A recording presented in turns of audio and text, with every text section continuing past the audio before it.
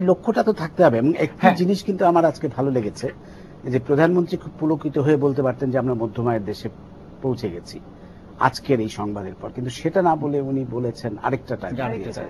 তো এইটাই তো একটা নেতৃত্বের, আমার মনে হয় যে রাজনৈতিক নেতৃত্বের এই যে সামনে থেকে একটা দিগভাস দেওয়া জাতির সামনে এবং সকলে সেটিকে অর্জনের জন্য যে চেষ্টা, সেটা সরকার এবং সরকারের বাইরে সকলে মিলে যে সম্মিলিতভাবে চেষ্টা করা, এটি রাজনৈতিক নেতৃত্বের অবশ্যই একটি সুলক্ষণ। আমরা আরেকজন দর্শক আছে ফোনে, আমরা একটা ফোনটা নিয়ে নিই। প্রিয় দর্শক, আপনার পরিচয়টা দিয়ে প্রশ্নটা করুন। জি, আমার নাম শেতাবউদ্দিন, আমি বসুন্ধরা আবাসিক এলাকা থেকে বলছি। ডক্টর নাজনীনকে আপনি যে জিজ্ঞেস করলেন যে এই নিম্ন মুদ্রার দেশে আমাদের সরকারের কন্ট্রিবিউশন কত, তো ডক্টর নাজনীন সরকারের কন্ট্রিবিউশন খুব বেশি আছে বলে বোধহয় মনে হলো না আমার। উনি বললেন আছে, কিন্তু আমার প্রশ্ন হচ্ছে যে পাকিস্তান আমল থেকে আমরা দেখেছি 1 বিঘা জমিতে 1 মণ ধান হতো, আমরা মুক্তিযুদ্ধের পরে 2 বিঘা মণ ধান হতো। এই এগ্রিকালচার ম্যানেজমেন্ট গভর্নমেন্ট বঙ্গবন্ধু শুরু করলেন এবং শেখ হাসিনা এসে মতিয়া চৌধুরী এমন ভাবে এগ্রিকালচার ম্যানেজমেন্টটা শুরু করলেন, তারপরে আমাদের উত্তরবঙ্গের এই আপনার ডিপ টিউবওয়েল পানি, 1 বিঘা জমিতে এখন 60 মণ ধান হয়। আমাদের 50 লক্ষ টন খাবার আমদানি বন্ধ হয়ে গেছে, ফরেন কারেন্সি বেঁচে যাচ্ছে। এটা কি গভর্নমেন্ট ম্যানেজমেন্ট এই মধ্যে দেশকে এগিয়ে নিয়ে যেতে আমাদের সাহায্য করছে না ইন্ডাস্ট্রিয়াল সেক্টরকে বাড়ি দিলাম? ডক্টর নাজনীন বলবেন কাইন্ডলি। ধন্যবাদ। আমি বোধহয় বোঝাতে ভুল করেছি। আমি বলেছি যখন আপনি এগ্রিকালচার ম্যানেজমেন্ট কথা বলছেন, সেখানে কাজটা কিন্তু করছে কৃষক। আপনি দেখেন যে নতুন টেকনোলজি একটা কৃষককে যখন আপনি দিলেন, সে সেটা গ্রহণ করবে কিনা, তাকে ফ্যাসিলিটেট তো সরকার করবে। আমি বলেছি যে নতুন উদ্যোগগুলো এসেছে, আমাদের কৃষিতে একটা বিরাট পরিবর্তন ঘটে গেছে, যেখানে আমরা সাবসিস্টেন্স ফার্মিং ছিলাম এক সময়, যে নিজেদের খাবারের জন্য শুধু কৃষি পণ্য উৎপাদন করতাম, আমরা এখন ব্যাপকভাবে কমার্শিয়াল ফার্মিং এ চলে গেছে। এবং এটা পাশাপাশি হয়েছে সরকার এবং বেসরকারি খাত চলেছে বলেই। এবং অবশ্যই সরকারকে ফ্যাসিলিটেটরের ভূমিকার জন্য অবশ্যই ক্রেডিট দিতে হবে, কারণ মতিয়া চৌধুরী যখন এসে আমাদের এই ডাব্লিউটিও নিয়ে আমাদের একটা বিশাল ভুল ধারণা ছিল যে আমরা ডাব্লিউটিওর মেম্বার হলেই বোধহয় কোনো সাবসিডি দিতে পারবো না এগ্রিকালচারকে। 96-এ কিন্তু উনি এটা আবার চালু করলেন যে না, আমরা এলডিসি হিসেবে অবশ্যই ভর্তুকি দিতে পারি, এবং সেটা কিন্তু কৃষিকে ব্যাপকভাবে, তার আগে কিন্তু ভর্তুকি বন্ধ করে হয়ে গিয়েছিল, এবং সেটা কিন্তু কৃষিকে অনেকখানি এগিয়ে দিয়েছে। এই বীজ সার সেচে যে ভর্তুকিটা পাচ্ছে এবং আমাদের যে বাম্পার ফলনগুলো আমরা দেখছি, এবং সেখানে আমাদের যে বলা যাচ্ছে আমাদের যে এত পপুলেশনকে আমরা খাইয়ে পরিয়ে তারপরে কিন্তু আমরা বিদেশে রপ্তানিও এখন করছি, এটা তো একটা বিশাল অর্জন। কাজে এখানে সরকারের ভূমিকাকে কিন্তু খাটো করে দেখছি না। আপনার প্রশ্নটা ছিল যে এটা সরকারের ক্রেডিট কিনা। আমি বলেছি যে সরকারি এবং বেসরকারি খাত দুটো পাশাপাশি চলেছে বলে এটি হয়েছে, এবং আমাদের বেসরকারি খাতের কোয়ালিটিতেও একটা বড় পরিবর্তন হয়েছে। আপনি অনেক সিচুয়েশন তৈরি করে দিলেন, অনেক সুযোগ সুবিধা দিলেন, কিন্তু বেসরকারি খাত সেটা নিল না, অথবা বেসরকারি খাত কিন্তু অনেক নতুন নতুন উদ্যোগ নিয়ে আসে, নতুন নতুন পরিকল্পনা নিয়ে এসেছে। এখন আপনি দেখেন যে আমাদের আগে যে ধরনের ক্রপ তৈরি উৎপাদন হতো, সেটার মধ্যে কিন্তু একটা বড় পরিবর্তন এসেছে। আমরা অনেক হর্টিকালচার করছি, অনেক কন্ট্রাক্ট ফার্মিং করছি। আমাদের এখন চেইন, ভ্যালু চেইনের মধ্যে একটা বড় পরিবর্তন হয়ে গেছে, যেভাবে প্রোডাক্টগুলো গ্রাম থেকে শহরে আসছে। এই পরিবর্তনগুলো কিন্তু প্রাইভেট সেক্টর থেকেও অনেক সময় এসেছে। কখনো সরকার তো সবকিছু করে দিবে না, সরকার ফ্যাসিলিটেটরের ভূমিকা থাকবে, এবং সেই জায়গা থেকেই তার সাকসেসটা, সেটার জন্য সরকারকে সাধুবাদ দিতে হবে। এবং প্রাইভেট সেক্টরকে আমি সাধুবাদ দিতে চাই যে তারাও নতুন নতুন উদ্যোগ নিয়ে এসেছেন। এই দুটোর সম্মিলন হয়েছে, সেটা মিলেই আমাদের অর্জন হয়েছে। আমরা যদি প্রাইভেট সেক্টরের ক্রেডিটটাকে না বলি, শুধু বলি যে সরকার সব করে দিয়েছেন, আমার মনে হয় সেটা সত্য হবে না। সেই কথাটাই বলার চেষ্টা করেছি, যেখানে এই আজকের যে অর্জন, সেই অর্জনটি আমাদের বেসরকারি খাতে যারা আছেন এবং সরকারের যারা ম্যাক্রো ম্যানেজমেন্টে আছেন, সেই উভয়ের একটা সম্মিল। তবে একটা জিনিস মনে হয় স্বীকার করে নেওয়া উচিত, আমি বলবো, সেটা হচ্ছে যে আমাদের দীর্ঘদিনের নেতৃত্বের একটা শূন্যতা ছিল, মানে জাতিকে ভিশন দেখানোর মতো নেতৃত্ব, সেটা সম্ভবত আমরা যদি বলি যে শেখ হাসিনা অনেকটাই পূরণ করছেন, অনেক সমালোচনা সত্ত্বেও। হয়তো অনেক সমালোচনাও থাকবে এই সরকারের বা শেখ হাসিনার, কিন্তু তার একটা ভিশন আছে, যে এই ভিশনে তিনি দেশকে নিয়ে যেতে চান, সেটার পরিচয় কিন্তু আমরা ধারাবাহিকভাবে। আমার মনে হয় সরকারকে যদি আমি, এটা আমার একেবারে ব্যক্তিগত মতামত, এই সরকারকে যদি আমি বড় ক্রেডিট যেখানে দিতে চাই, সেটা হচ্ছে যে ম্যাক্রো ম্যানেজমেন্টে তাদের চেষ্টাটাই, যে অর্থনীতির যে একটা স্থিতিশীলতা ধরে রাখার যে চেষ্টা, আমি বলবো যে সেই চেষ্টাটাই সবচেয়ে গুরুত্বপূর্ণ, এবং সেখানে অবশ্যই ভিশন তো একটা ফ্যাক্টর। শুধু ভিশন থাকলে তো হয় না, আপনার সাথে ম্যানেজমেন্টটা থাকতে হয়। আমি মনে করি যে দেখাতে হয়, হ্যাঁ, সেটার সাথে সাথে যে ম্যানেজমেন্টটা করার চেষ্টা করেছেন, কিভাবে যে ইনস্টিটিউশনগুলো, যদিও সংস্কার প্রয়োজন, doctor Moazzem rightly point out করেছেন, কিন্তু তারপর আমার এক্সিস্টিং ইনস্টিটিউশনগুলোকে কাজে লাগিয়ে আমার রাজস্ব আয় বাড়ানো। আপনি দেখেন যে আমাদের একটা সময় আমাদের বিদেশি সাহায্য কত পাবো না পাবো সেটার উপর আমার বাজেট নির্ভর করতে হতো, সেখান থেকে আমরা কোথায় চলে গেছি আমাদের রাজস্ব আদায়। এই যে সিস্টেমগুলো, এই যে অর্জনগুলো, আমি মনে করি যে এটা একটা বড় সাফল্য, এটা একটা সম্মিলিত সাফল্যই বলবো আমরা। আরেকজন দর্শক আছে ফোনে, আমরা একটা ফোনটা নিয়ে নিই। প্রিয় দর্শক, আপনার পরিচয়টা দিয়ে প্রশ্নটা করুন। হ্যালো। আসসালামু আলাইকুম। ওয়ালাইকুম আসসালাম। আমি নারায়ণগঞ্জ থেকে আবুল কাসেম বলছি। বলুন। আমার প্রশ্ন হচ্ছে যে আমরা যে পর্যায়ে আছি, যে জীবনযাত্রা, এতে কি মনে হয় যে আমরা সত্যিকারই জীবনযাত্রা নিম্নয়ের দেশে আছি কিনা? আপনাদের এই তিনজনের কাছে আমার না, এটা তো অস্বীকার করার কোনো উপায় নাই যে আমাদের সামগ্রিকভাবে জাতি হিসাবে আমাদের জীবনযাত্রার মান বেড়েছে।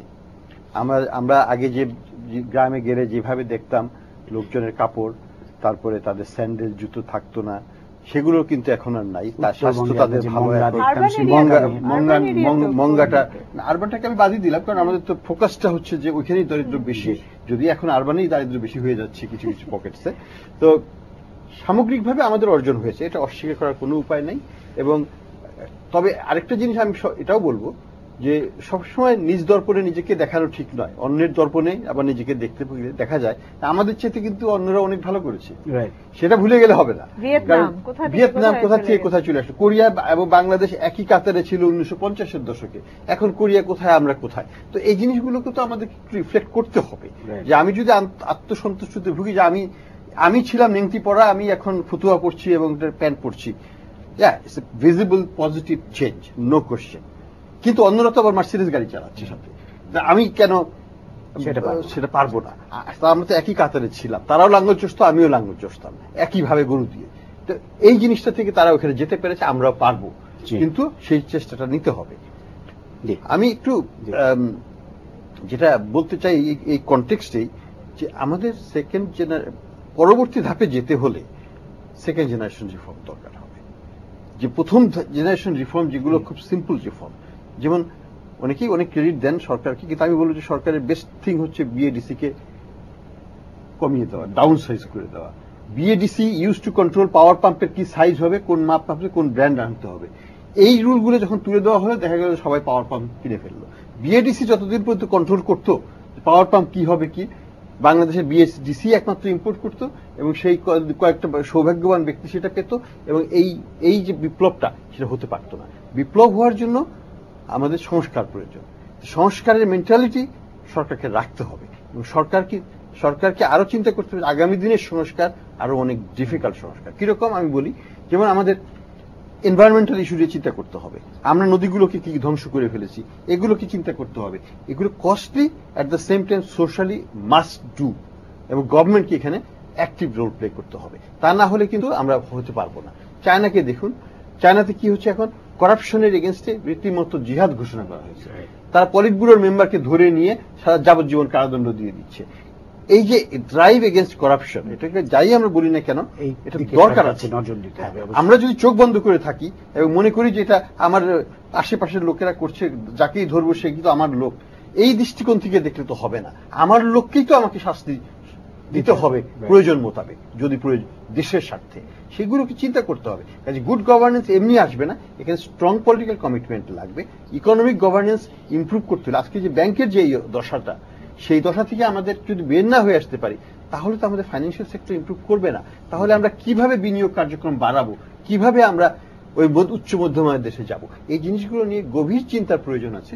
শুধু বললে হবে না আমরা করেছি কাজে করতে পারবো, করেছি অবশ্যই করতে পারবো, কিন্তু অনেক গুরুত্বপূর্ণ পদক্ষেপ, কঠিন পলিটিক্যাল স্টেপ নিতে হবে সরকারকে। জি, ডক্টর মোয়াজ্জেম আপনার কাছে আসবো একটু। আপনি বলছিলেন যে, বা সবাই আলোচনা করছিলেন যে আমাদের মানব সম্পদ উন্নয়নে আমরা একটু পিছিয়ে আছি, তো এটা কেন? আমাদের আপনি যদি ধারাবাহিকভাবে ঐতিহাসিকভাবে দেখেন, মানব সম্পদে গুরুত্ব দিয়ে সরকারের পক্ষে বিনিয়োগ বা সেটা উর্জয়ন করার মতো যথেষ্ট মাত্রা সরকারের কাছে কখনোই অর্থ ছিল না। ফলে সরকার যখন এগুলোর ভিতরে প্রাধিকার করতে চেয়েছেন, তার অর্থটা সবচেয়ে বেশি কোথায় ব্যবহার করা দরকার সেখানে দেখা গেছে যে মানব সম্পদ মানে শিক্ষা এবং স্বাস্থ্যখাত একেবারেই সবসময় পিছনের দিকে ছিল। সাম্প্রতিক সময় আমরা দেখতে পাচ্ছি যে ধীরে ধীরে মানব সম্পদের গুরুত্ব বাড়ছে। কিন্তু আপনি দেখেন যে সরকারকে যদি প্রায়োরিটাইজ করতে হয়, যদি প্রাধিকার দিতে হয় কোন জায়গায় তার সম্পত্তি ব্যবহার করবেন এবং সেটার মাধ্যমে বিনিয়োগকে ত্বরান্বিত করবেন, সেটা প্রথমেই পরে হলো যে কর্মসংস্থানের জায়গাটি, প্রথমেই পরে হলো বেসরকারি খাতের বিনিয়োগ, যেটি দিয়ে সহজে ত্বরান্বিত হতে পারে সেই ধরনের প্রকল্পগুলো। সে কারণে আপনি দেখবেন যে যোগাযোগ খাতে প্রচুর সরকার বিনিয়োগ করেছেন, বিদ্যুৎ খাতে প্রচুর বিনিয়োগ হয়েছে, গ্যাস খাতের মধ্যেও কিছু বিনিয়োগ হয়েছে।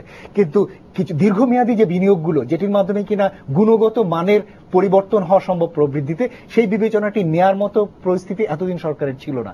এবং এই দীর্ঘমেয়াদী প্রবৃদ্ধির বা গুণগত মানের প্রবৃদ্ধির জন্য মানব সম্পদের গুণগত পরিবর্তন দরকার, সেটির জন্য বিনিয়োগ দরকার। কিন্তু দুঃখজনক যে আমরা দেখছি যে যদি জিডিপি শতকরা হিসেবে গত 6 বছরের মধ্যে দেখি, তখন আমরা দেখছি যে শিক্ষা এবং স্বাস্থ্য খাতে কিন্তু বরাদ্দ ধারাবাহিকভাবে কিন্তু কমে আসছে। এই জিডিপির এই যে কমে আসাটা, এটি আমার মনে হয় যে লক্ষণগত দিক থেকে ভালো না। এবং আমরা এটাও দেখছি যে আমরা পার ক্যাপিটা জিডিপি হিসেবে যখন বরাদ্দ দেখছি শিক্ষা এবং স্বাস্থ্য খাতের, এটি স্বাস্থ্য খাতের জন্য এটি কখনোই 200 টাকার বেশি বরাদ্দ যায়নি। এই যে কম বরাদ্দ, এ কারণে আসলে আমরা কখনো গুণমান সম্পন্ন মানব সম্পদ আসলে আমরা তৈরি করতে পারিনি। এখন যখন প্রশ্ন উঠছে যে স্বল্প নিম্ন মধ্যমায়ের দেশ থেকে উচ্চ মধ্যমায়ের দেশে উন্নীত করবার জন্য কি ধরনের প্রক্রিয়াগত পরিবর্তন দরকার, সেখানে একটি গুরুত্বপূর্ণ পরিবর্তন দরকার, সেটা হচ্ছে সেই ধরনের প্রোডাক্টিভ রিসোর্স বা হিউম্যান রিসোর্স দেশের মধ্যে তৈরি করা এবং সেটির জন্য বিনিয়োগ করা শিক্ষা এবং স্বাস্থ্য খাতে। এতদিন পর্যন্ত শিক্ষা এবং স্বাস্থ্য খাতে যদি বিনিয়োগের দিকে তাকান, দেখবেন যে সেটিও কিন্তু এক ধরনের নিম্ন পর্যায়ের যে শিক্ষা বিনিয়োগ, প্রাথমিক শিক্ষা, মাধ্যমিক শিক্ষা, এই জায়গার ভিতরে কনসেন্ট্রেটেড হয়ে আছে। আমরা অতি সম্প্রতি দেখতে পাচ্ছি যে সেই জায়গার ক্ষেত্রে গুণগত মানের হিউম্যান রিসোর্স তৈরির জন্য বেশ কিছু চেষ্টা চলছে। এখন দেখা যাচ্ছে যে ট্রেনিং এর জন্য সরকার আলাদা করে বরাদ্দ আসছে, বাইরের প্রতিষ্ঠানগুলো এখানে টাকা দিচ্ছে যাতে এই খাতে প্রোডাক্টিভ রিসোর্স তৈরি হয়, সেটি চলছে। স্বাস্থ্য খাতেও দেখবেন যে ধীরে ধীরে মানে মোর প্রোডাক্টিভ যে জায়গাগুলোতে বিনিয়োগ করলে সাধারণ যে পাবলিক হেলথ যে সেটি থেকে বাইরে অন্যান্য যে সমস্ত জায়গায় সেদিকে নজর দেওয়া যায়, সেই চেষ্টাগুলো চলছে। কিন্তু তারপরেও আমি বলবো যে এখনো আমাদের শিক্ষা এবং স্বাস্থ্য খাতের ব্যাপারে সরকারের এখনো নজরটা অনেকটা আনুভূমিক বা হরাইজন্টাল। এখনো সরকার ভাবছেন যে সংখ্যাগত দিক থেকে এত লোককে আমরা শিক্ষিত করলাম, এত লোককে স্বাস্থ্য সুবিধা দিলাম, কিন্তু গুণমান সম্পন্ন শিক্ষিত করলাম কিনা, গুণমান সম্পন্ন স্বাস্থ্য সম্পদ দেশের ভিতরে তৈরি হলো কিনা, সেই জায়গায় নজর দেওয়ার।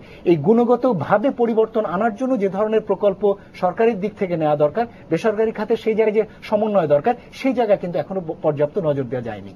জি ডক্টর নাজনীন, আপনি 30 সেকেন্ড সময় পাবেন যদি আর কিছু অ্যাড করতে চান।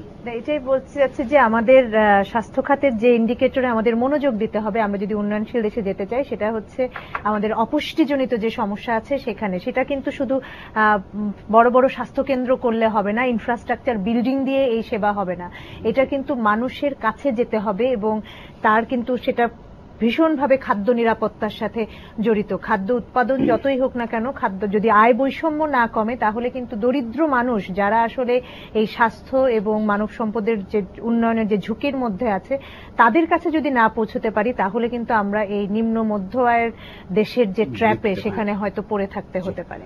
ধন্যবাদ। আশা করব আমরা এই ট্র্যাপে পড়ব না, আমরা এগিয়ে যাব এবং আমরা উচ্চ মধ্যম আয়ের দেশে প্রবেশ করব আগামী কয়েক বছরের মধ্যেই এবং ধীরে ধীরে তার চাইতে উপরে আমরা সেই স্বপ্নটাই দেখতে চাই। সেই স্বপ্ন দেখে আপনাদের আন্তরিক ধন্যবাদ জানিয়ে শেষ করছি আজকের সম্পাদকীয়। প্রিয় দর্শক, আগামীকাল আবারও দেখা হবে রাত 10টায়। দেখার আমন্ত্রণ রইল। শুভরাত্রি।